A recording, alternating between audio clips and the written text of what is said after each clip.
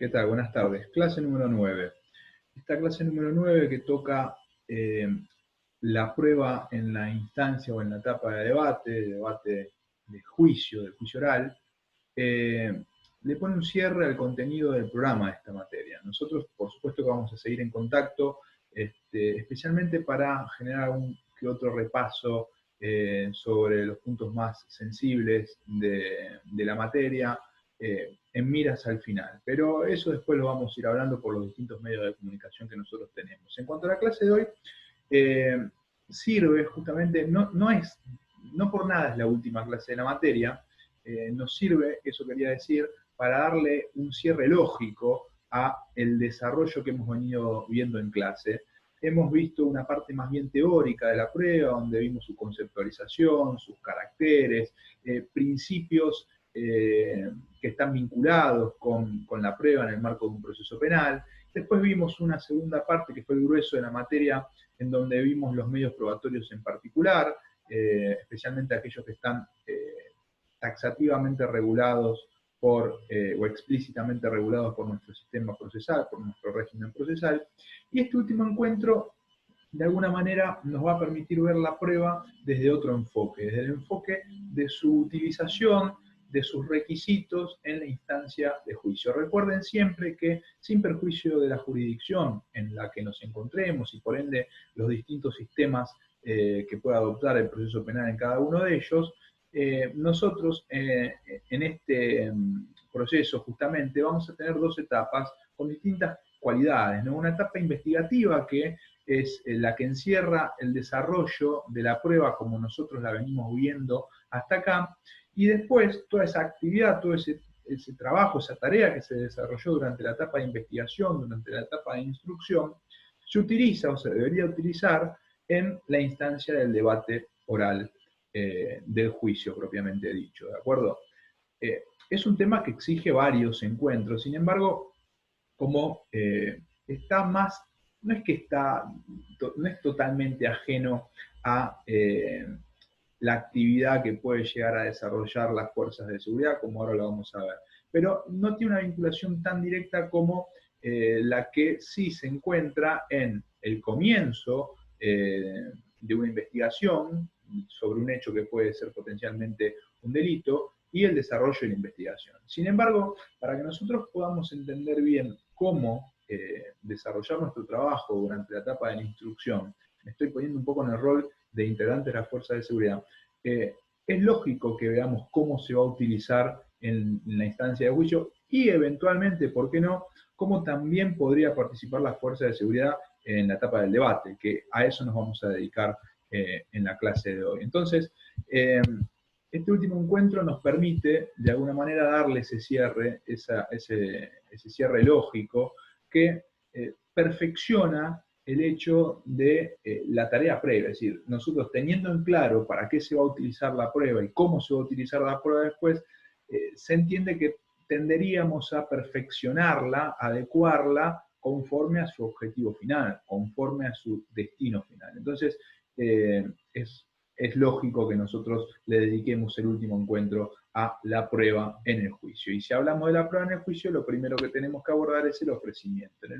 El ofrecimiento básicamente actúa como bisagra, ¿no?, entre una etapa y otra, entre la etapa de instrucción y la etapa de juicio. Básicamente se canaliza, o el acto procesal que detona este momento de transición, es una presentación del fiscal, que es el cierre de la investigación y la solicitud al juez competente en la causa de la elevación de la misma a juicio, en donde, está bien, se hace una descripción de los hechos. Yo no quiero que ustedes de alguna manera tengan o aprendan el escrito en sí, pero hace una descripción de los hechos, funda en derecho, establece una calificación penal, pero fundamentalmente en lo que corresponde a nuestra materia, lo que hace es una enunciación de la prueba, y esta enunciación lo hace por dos motivos. Primero, por un control por parte del juez, por un control judicial, pero también lo hace a los efectos de que las otras partes, ya sea querellante o, por supuesto, el imputado y su defensa, puedan desarrollar el debido control judicial sobre la prueba que está ofreciendo el fiscal, entre paréntesis, que es la que se desarrolló, se llevó a cabo durante toda la investigación, y que entonces se utilizará durante la instancia de juicio. Este acto procesal, esta presentación, también se le corre vista a las otras partes, y las otras partes hacen lo mismo, o sea, tienen el mismo objetivo.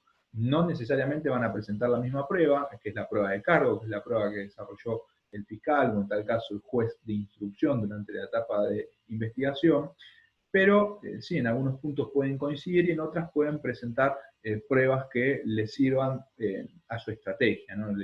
Propiamente a la defensa, testigos que son de defensa y no testigos de cargo, no testigos de fiscal, o lo mismo con peritos, etc.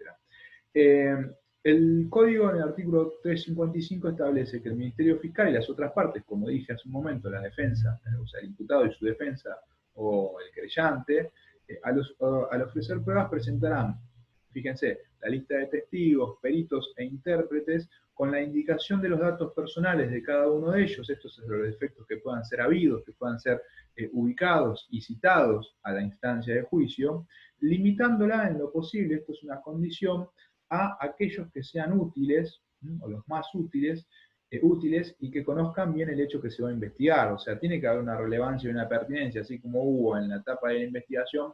Imagínense que este condicionamiento todavía se agrava más al momento de ofrecer testigos, peritos e intérpretes para la instancia del debate. En principio tienen que ser este tipo de pruebas, testigos, peritos o intérpretes que hayan sido o hayan intervenido en principio durante, ahora vamos a ver que hay un matiz en esta afirmación, durante la etapa de la investigación. ¿Qué pasa?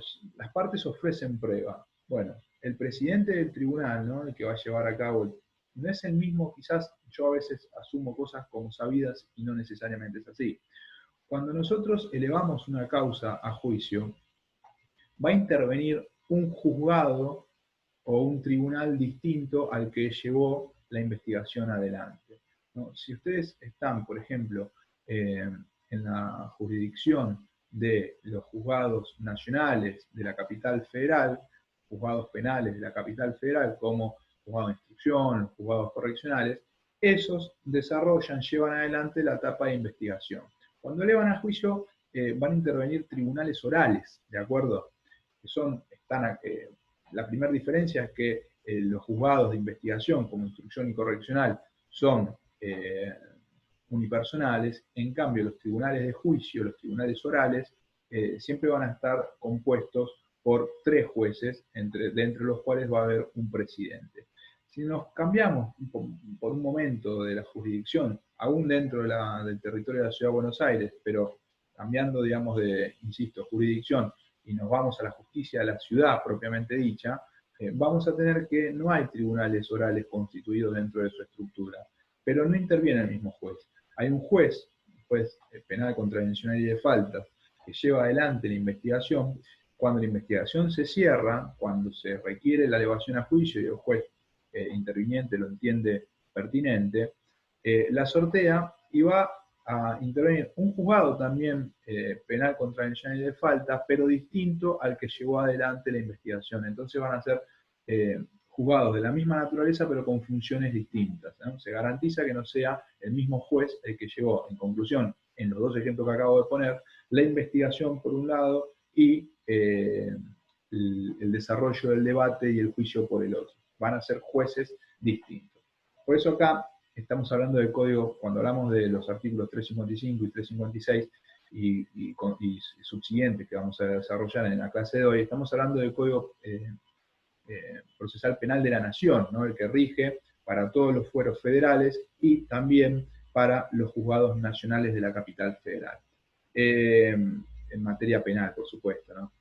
Entonces, una vez realizado el ofrecimiento por las partes de la prueba pertinente, el presidente del tribunal va a ordenar la recepción de las pruebas ofrecidas y que entiendan que cumplen los recaudos para ser aceptadas. Por ende, si podemos aceptar, también podemos rechazar. Si va a rechazar el juez, el presidente del tribunal, lo tiene que hacer por auto fundado, tiene que establecer cuáles son los motivos por los que entiende de que la prueba es impertinente o superabundante. ¿Por qué este recaudo? Es un recaudo importante porque, en definitiva, acuérdense que la garantía de defensa en juicio tiene raigambre constitucional, tiene asidero constitucional. Entonces, ante la interferencia en el desarrollo de una garantía constitucional, por supuesto que el juez tiene que motivar de forma adecuada justamente ese cercenamiento para que no sea un cercenamiento justamente de carácter arbitrario, tiene que estar justificado. O sea, tiene su lógica esta facultad ordenatoria del juez, pero en tanto afecta una garantía constitucional, tiene que cumplirse efectivamente con los recaudos, so pena de incurrir en alguna afectación que puede implicar alguna nulidad del debate, ¿de acuerdo?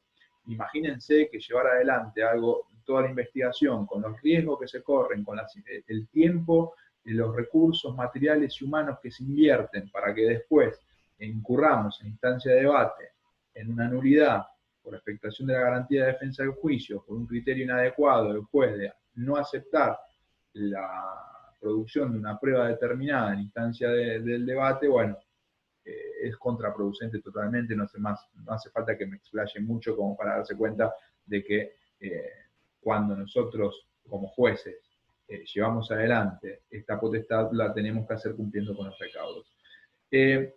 En esta segunda parte del párrafo se le da la facultad de que si ninguna de las partes ofrece prueba, el presidente del tribunal puede disponer la recepción de aquella pertinente útil que se hubiera producido durante la instrucción. Y acá tengo que necesariamente hacer, y lo voy a hacer durante todo el encuentro, una nota al pie, ¿no? Insisto, es un régimen procesal que afecta a los juzgados nacionales, como los tribunales zonales en lo criminal de la capital federal, pero esta potestad es típica de un sistema inquisitivo mixto, en donde el juez todavía sigue teniendo facultades muy amplias en cuanto al desarrollo de la actividad probatoria. Si nosotros cambiáramos de código y vayásemos al Código Procesal Penal de la Ciudad Autónoma de Buenos Aires, vamos a ver que en tanto un sistema adversarial, eso quería decir, esta facultad está vedada al juez, ¿no? Y en general, cuando algún juez, utilizando alguna que otra potestad más amplia dentro del régimen procesal de la Cava, intenta desarrollar una medida de esta naturaleza, es fuertemente debatida, ¿no? Es cuestionada, es la naturaleza, la validez del acto procesal seguramente vaya a ser impugnado por alguna de las partes. Entonces, esta potestad que establece la segunda parte del 356 es típica del proceso penal que se desarrolla en los juzgados penales de la capital federal y no de la justicia de la ciudad. En cuanto, fíjense, esto es lo mismo, está en la misma línea de lo que vengo diciendo, instrucción suplementaria.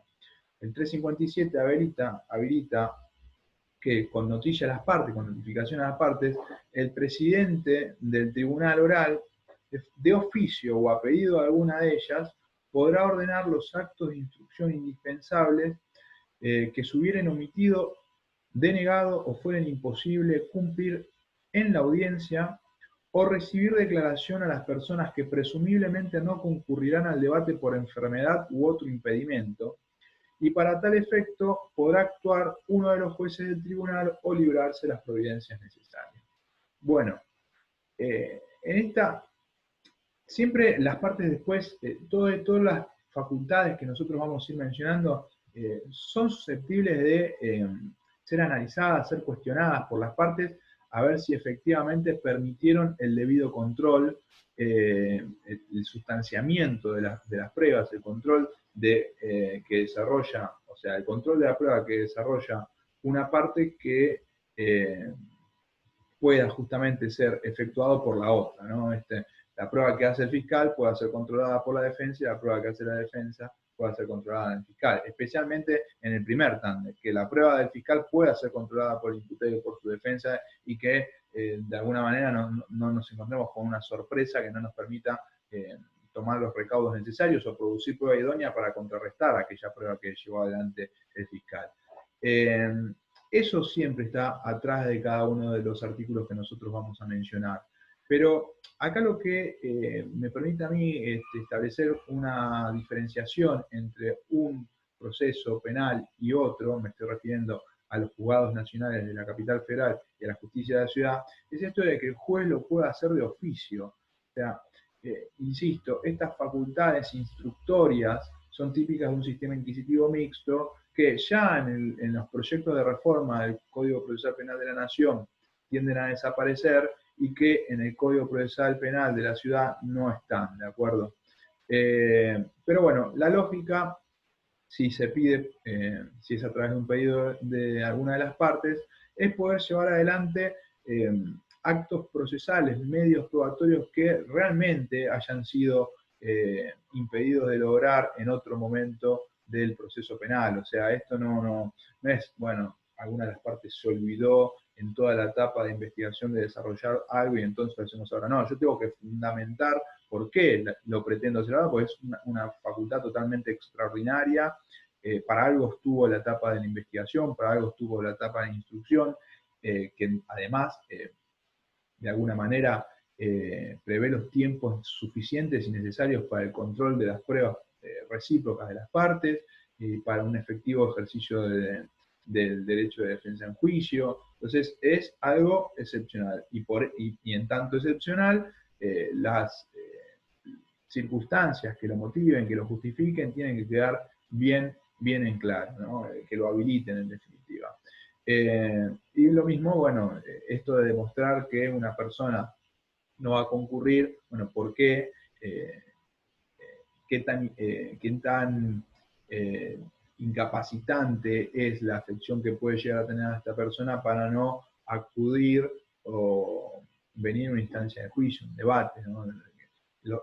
Más allá de que esté esta facultad excepcional de poder realizar el acto previamente, no hay ningún tipo de dudas de que el ámbito ideal para que se pueda desarrollar, para que se pueda llevar a cabo una prueba en instancia de juicio, es en el propio debate, es en la sala de audiencia, es con la presencia de todas las partes que conforman y desarrollan o juegan un rol dentro de un juicio, ¿de acuerdo? Bueno, ahora hay algo que quizás nosotros no reparamos sino hasta este momento, ¿no? Decimos, bueno, tenemos varios medios probatorios, por supuesto que si pusiéramos un caso imaginario, por ejemplo, un presunto robo con armas, nos podemos encontrar en el momento de la prevención, ¿no? Con detenidos, con testigos, con armas de fuego, con billetes, con cuchillos, con huellas dactilares, bueno, con manchas de sangre, vidrios rotos, autos. Ahora, cuando nos referimos a este conjunto de pruebas que se van a ir canalizando por los medios correspondientes durante la investigación y lo transpolamos, lo llevamos a instancia del debate oral, no hay mucho conflicto en darnos cuenta que los peritos, intérpretes, testigos, en tanto órganos de prueba, acuérdense de aquella acepción de prueba que vimos al comienzo de la cursada, en tanto personas humanas, sí, por supuesto tienen la posibilidad de exteriorizar su parecer, de transmitirlo a las partes, al juez, al tribunal, y de alguna manera permitir un análisis. Pero lo que no siempre reparamos es que dentro del ejemplo que puse hace unos segundos, hay un montón de cosas, estrictamente hablando, como un arma, un cuchillo, dinero, manchas, que no hablan por sí solas. No exteriorizan todo lo que pueden significar, porque son cosas. Entonces necesitamos los canales necesarios para que las cosas, permítanme la metáfora, las cosas hablen en juicio, ¿no? Y para eso nosotros convocamos a los peritos, ya vamos a ver cómo también estos peritos van a utilizar estas cosas, estos instrumentos de convicción, para formular sus manifestaciones, sus testimoniales, porque en definitiva el perito no es otra cosa más que un testigo calificado. Entonces, esta imbricación entre medios probatorios humanos, como los peritos, intérpretes y testigos, y en medios probatorios objetivizados, como armas de fuego, como armas blancas, como algo roto que necesite ser analizado, como una huella dactilar, etc. Esta imbricación, esta conjugación de cosas, es lo que genera esa simbiosis que permite que haya un análisis viable en la instancia del debate. Con relación a los peritos intérpretes, o sea que estoy haciendo una introducción de que vamos a ver justamente esta seguilla, ¿no? Peritos, intérpretes, testigos, instrumentos de convicción, etc. Con relación a los primeros, el artículo 383, bien digo, establece que el presidente del tribunal va a leer a la parte, a las partes, perdón, el fragmento del dictamen que realizó el perito o el intérprete en la instancia de instrucción, en la instancia de investigación, y después de eso se les va a hacer unas preguntas, para lo cual, por supuesto, como cualquier testigo, se les va a exigir o se les va a tomar juramento, ¿no? Y si en caso de falsedad, bueno, incurrirán en un posible delito penal y habrá las consecuencias, sacan copias de los actos procesales, se mandan a la Cámara del Crimen para sortear e iniciar una causa en contra de ellos, una causa penal. Para esto el juez va a hacer comparecer a los peritos intérpretes conforme el orden que entienda pertinente, que le dé mayor claridad al caso, ¿no? Y también les va a dar el tiempo que entienda también prudente para que sea necesario que el conocimiento, la experticia del perito sea transmitido a un nivel de conocimiento medio, ¿no? Muchas veces esto todavía tiende a ser más importante en aquellos procesos penales que se desarrollan, que se llevan a cabo a través de juicios por jurados, en donde la comunidad participa en el proceso penal a través de una serie de representantes que son personas legas en materia jurídica y por supuesto como aún los propios abogados lo somos en materia pericial. Entonces esto tiene que, el desarrollo, la intervención de un perito en un debate tiene que darse con la claridad y el tiempo necesario para que el mensaje pueda ser transmitido. Naturalmente esto también va a depender de la capacidad del perito o intérprete para manifestarse ante las personas, ¿no? El tribunal podrá disponer que los peritos intérpretes también presencien determinados actos del debate sobre los que después pueden llegar a pedírseles, se puede llegar a pedírseles alguna opinión. Por eso la necesidad de que puedan llegar a participar. Ya vamos a ver en casos de inspecciones judiciales. Ustedes, o sea, no estoy haciendo otra cosa más que repetir medios probatorios que ustedes ya conocen, pero bueno, ¿cómo se desarrolla en instancia de juicio? Ya vimos cuáles son los requisitos formales en la instancia de instrucción, pero ¿y acá, en el debate oral, cómo es? Entonces, fíjense, acá hay una facultad, es decir, también se le puede pedir al perito no solo que venga y explique su dictamen que desarrolló previamente, sino que se le puede pedir que venga al desarrollo de otra prueba en el debate y después ofrezca una opinión respecto a el desarrollo, insisto, de ese medio probatorio. Y se lo puede citar cuantas veces sea necesario si se consideró que hubo algo que no fue claro o es insuficiente. Y bueno, esto es una facultad que se citará al perito todas las veces que sea necesario para poder terminar de entender lo que está tratando de transmitir. En cuanto a los testigos, bueno, el 384 establece que el presidente va a examinar a los testigos en el orden que estime conveniente. No lo puede hacer cronológicamente, tratando de adaptar el análisis al cumplimiento de los elementos objetivos del tipo penal. Bueno, puede haber muchos criterios, va a depender o el orden de presentación por parte de los actores procesales, ya sea de la defensa o del fiscal, que también pueden cerrar una estrategia, entonces puede no querer romper justamente con, digamos, esa metodología de trabajo de las partes, de los actores procesales. Pero lo que sí se exige es que el primer testigo que participe es el ofendido o la víctima, si es que la hay, ¿no? O sea, que atentaron contra su vida, por supuesto que va a haber, digamos, damnificados indirectos, como los familiares, pero no vamos a contar con la presencia del ofendido propiamente dicho. En los demás casos, sí, contamos con ello y podemos, salvo incapacitado, podemos citarlos para que exprese cuanto entienda necesario con relación al caso. Lo que sí, antes de declarar, los testigos no van a poder comunicarse. En tal caso, el juez analizará si van a permanecer incomunicados en distintos lugares, pero lo que se tiende a evitar es que haya un contacto. ¿Y por qué?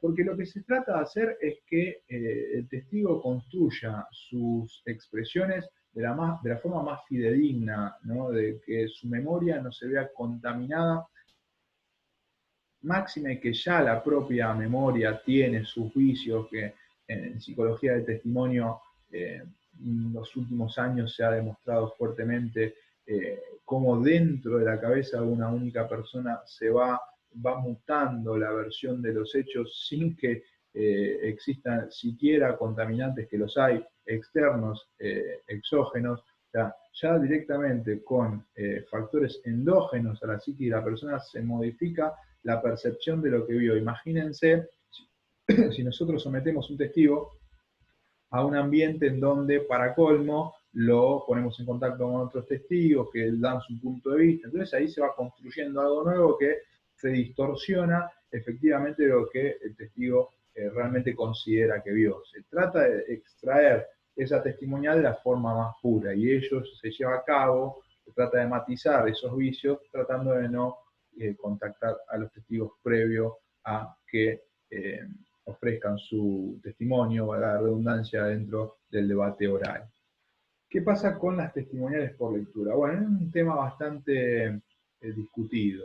En principio se puede, ¿no? El código dice, las partes podrán manifestar que se conforman con la lectura de las declaraciones testimoniales y pericias que se desarrollaron durante la instrucción. Entonces, en vez de citar a los testigos de nuevo o al perito de nuevo, hacemos una lectura por parte de uno de los funcionarios del tribunal en donde se manifiesta qué es lo que consideró durante la investigación el testigo o experto, ¿de acuerdo? Y esto se pone de manifiesto en el propio debate oral. En caso de conformidad de las partes al respecto, y siempre que no se citarán, como dije, a los testigos o peritos al debate. Ahora bien, esto es más bien excepcional, porque la idea de un debate oral es que se someta nuevamente al control de las partes a cada uno de los medios probatorios. Entonces, lo natural es que nosotros tengamos la posibilidad de escuchar a los testigos y peritos de cargo, a los testigos y peritos de fiscal, y como defensa, y poder preguntarles, interrogarles, y con eso desarrollar una estrategia. Y lo mismo al fiscal, escuchar a los testigos y peritos de la defensa y también interrogarlos, en vez de leer un simple dictamen o una testimonial de una hoja que no permite ese intercambio tan enriquecedor a los efectos de poder llevar el caso adelante, ¿de acuerdo? Además, el código establece que el artículo 391, estas declaraciones, son más bien, o esta facultad es más bien excepcional, y solamente se va a aceptar en 4 casos. Primero, cuando las partes presten conformidad, un poquito como ya adelanté recién. O sea, esta conformidad se puede dar, por ejemplo, o previamente, por un acuerdo de prueba entre el fiscal y la defensa, previamente con la venia del tribunal, o nos encontramos con la novedad de que alguna de las testigos, que es importante quizás para la estrategia de ambas partes, no acudió al debate y bueno, por conveniencia de las dos partes, dependiendo de la estrategia que tengan, bueno, decían, bueno, vamos a suplir su ausencia con la lectura de la testimonial que llevó adelante en la etapa de la investigación. Entonces ahí las dos partes concuerdan, no hay un contrapunto al respecto y está habilitado. La segunda posibilidad es cuando se trate de demostrar contradicciones, variaciones entre la exposición del perito o el testigo en la etapa de investigación y la que está desarrollando, la versión que está desarrollando en la etapa de juicio. Nosotros construimos todo un caso sobre lo que dijo en instrucción y de repente lo citamos y empieza a decir una cosa distinta. Entonces nosotros tenemos la facultad de poder leer lo que dijo, no para cambiar o condicionar al testigo, sino para que intente explicar, o sea, actuando de buena fe. Y si no, por lo menos para invalidar la potencia probatoria que tiene el testigo. Si nos está diciendo en la etapa de investigación que había visto muy poco, nada, porque estaba todo muy oscuro y además no tenía lentes y no ve nada, y después en la instancia de juicio nos viene y nos dice, sí, yo vi que Carlos mató a Juan con un arma calibre 9, ¿cómo puede ser que ahora en la oscuridad sepa hasta el calibre del arma de fuego que utilizó el victimario? Entonces, cuando lo sometemos a lo que dijo, si estamos ante un jurado, más todavía, por lo menos estamos matizando la capacidad que tiene ese medio probatorio, esa persona, para, de alguna manera, permitirnos reconstruir qué fue lo que sucedió. Tercer ítem es cuando el testigo hubiera fallecido, estuviera ausente del país y se ignorara su residencia o se hallara inhabilitado por cualquier causa. Bueno, situaciones excepcionales que hacen imposible poder contar con la versión de un perito o un testigo, que quizás será fundamental, y por estas circunstancias de causa mayor el juez puede habilitar la lectura de lo manifestado durante la etapa instructoria. Por eso, a ver, en cada cosa que yo voy diciendo también es un criterio general. Después va a depender del caso a caso eh, y de las posiciones de las partes y ver si se afectó o no se afectó el debido proceso y el efectivo ejercicio del derecho de defensa en juicio que le asiste al imputado.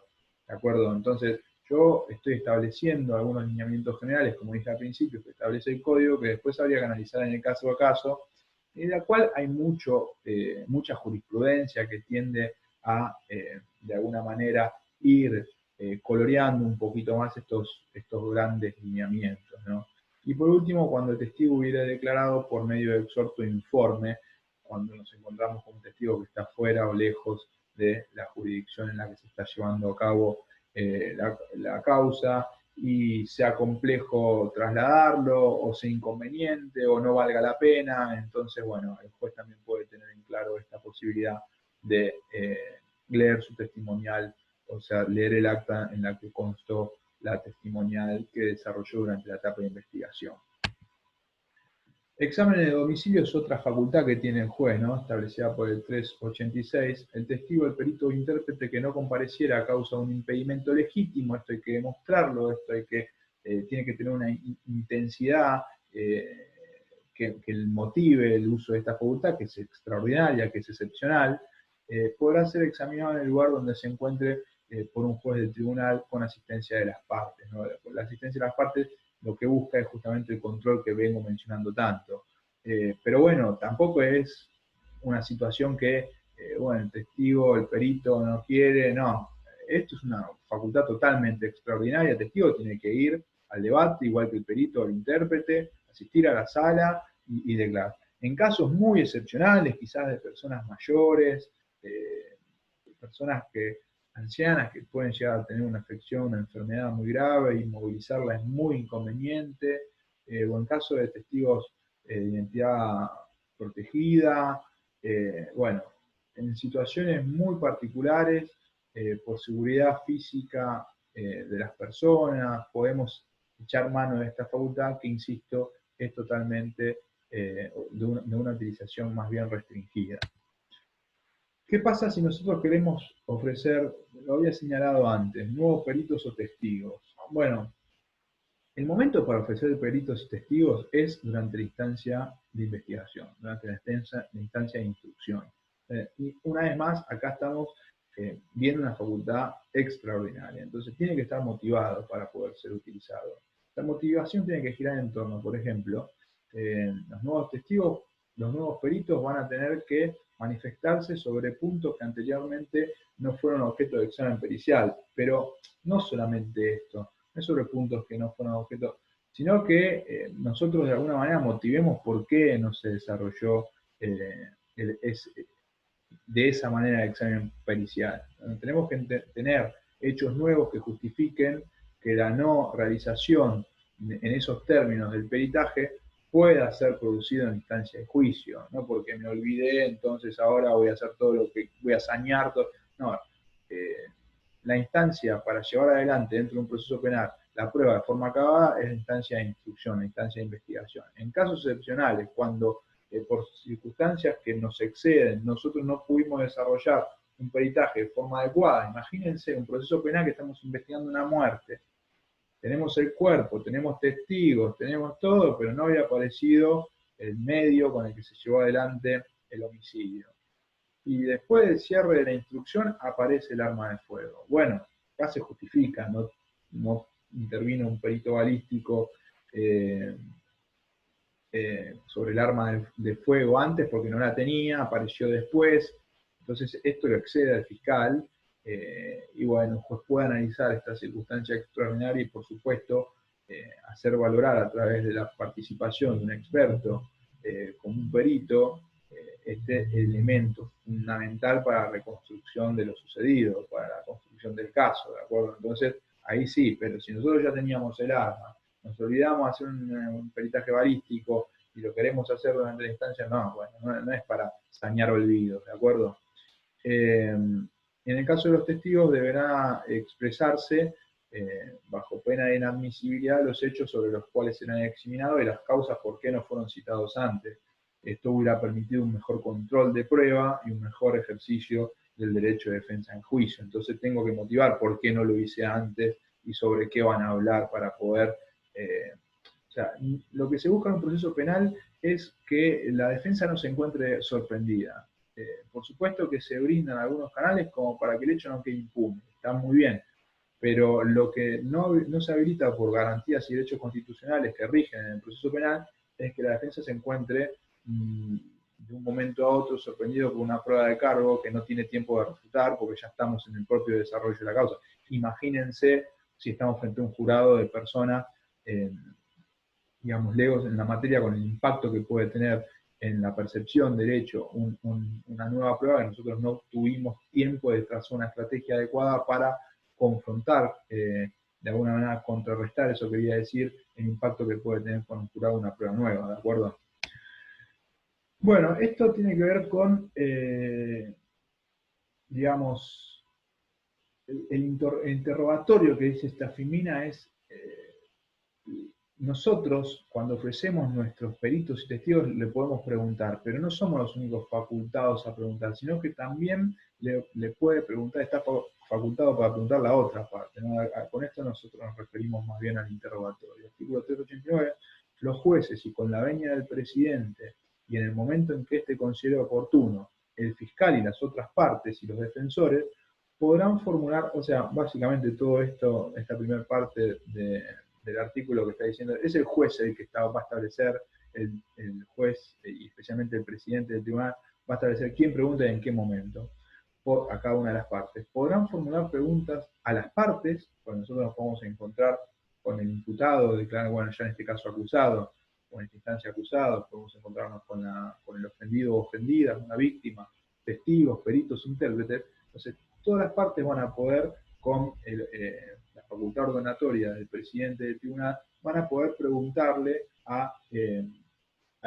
justamente a estos personajes que están o que son citados a manifestarse dentro del debate oral. ¿De acuerdo? El presidente va a rechazar toda pregunta que resulte inadmisible y su resolución puede ser recurrida de inmediato ante el tribunal. O sea, nosotros en ese mismo momento podemos solicitarle una reposición al tribunal para que reconsidere y eventualmente dejar consignado que se apela esa medida para después someterlo a consideración de un órgano de contraer una alzada, ¿de acuerdo? Un órgano superior para que revea esa decisión. Pero no importa eso. A mí lo que me interesa es que ustedes vean la dinámica, especialmente porque, como dije al principio, no es que es totalmente ajeno a las fuerzas de seguridad un debate oral, porque muchas veces los peritos o los propios testigos son agentes de las fuerzas de seguridad. Ustedes se pueden encontrar siendo citados en esa calidad del desarrollo de un proceso penal, y por eso es importante que ustedes entiendan cómo se lleva adelante, que los pueden citar tantas veces como sea necesario.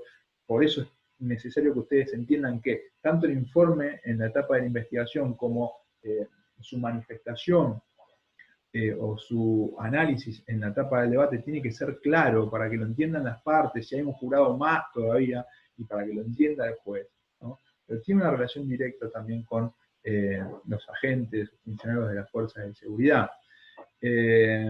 Dice, naturalmente está la facultad también ordenatoria del presidente de rechazar las preguntas que sean inadmisibles, porque afecten la intimidad de las personas, porque no tengan que ver con el objeto de la investigación o del proceso penal, mejor dicho, y entonces no tiene ningún, porque sean denigrantes o porque traten de condicionar la posición, la postura, la percepción de un testigo o un perito, ¿no? De forma inadecuada, tratando de manipular. Bueno, en estos casos por supuesto, el juez de oficio o a pedido de parte puede decir que una pregunta es inadmisible. Si se quiere, no me gusta, pero si se quiere, para que ustedes lo puedan bajar un poco a la tierra, es lo que en el cine se tiende a ver en las películas y series estadounidenses como objeción. Bueno, no es una objeción, acá pueden utilizar la palabra objeción. En general, prefiero la palabra impugnación. Una parte puede impugnar una pregunta por ser impertinente y apelar a que el juez considere eso que se está planteando, se está canalizando a través de la parte.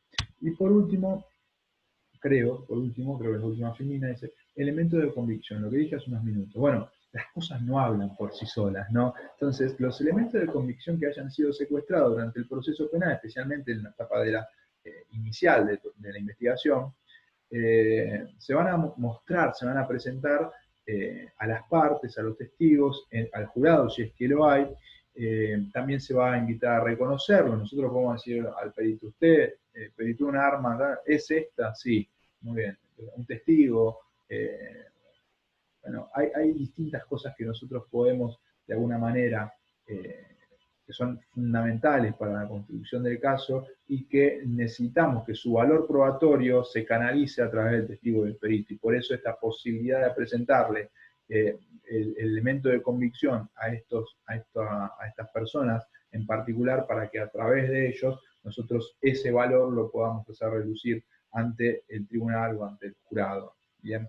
Y solicitarle que declare lo que entendemos que es necesario o pertinente para nuestra estrategia. Ahí está, quedaba una, la inspección judicial, cierto.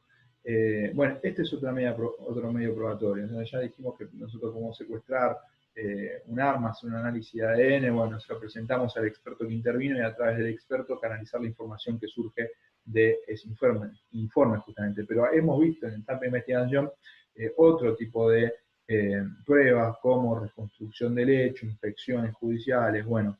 El juez también en instancia de juicio puede considerar pertinente llevar adelante una inspección judicial. Cuando fuera necesario, la va a poder resolver aún de oficio dentro del régimen procesal que tiene que ver con la justicia nacional. Lo que va a hacer es, por supuesto, participar a las partes para que asistan y puedan llevar a cabo, digamos, su efectivo ejercicio de sus facultades procesales.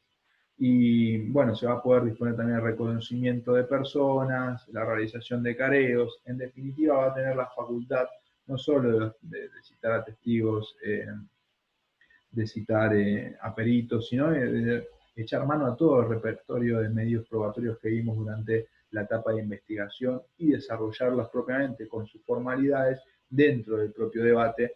Fundamentalmente lo que se tiene que reconocer para que no sean inválidas es la participación de las partes y el efectivo control. O sea que ambas partes tienen que ser notificadas y tienen que asistir para ver qué es lo que está sucediendo.